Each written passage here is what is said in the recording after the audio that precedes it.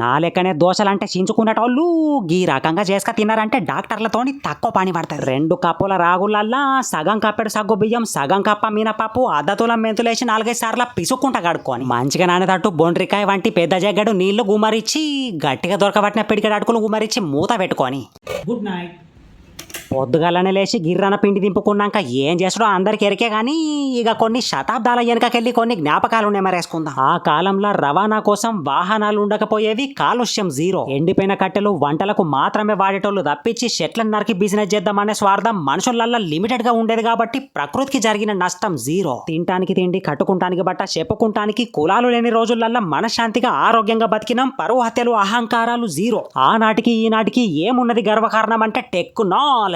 అధిక మందులు జల్లి పండించే పంటలు విషపూరితం, పీల్చే గాలి, తాగే నీళ్లు, పసిపిల్లలకిచ్చే పాలతో సహా. జై జవాన్ జై కిసాన్.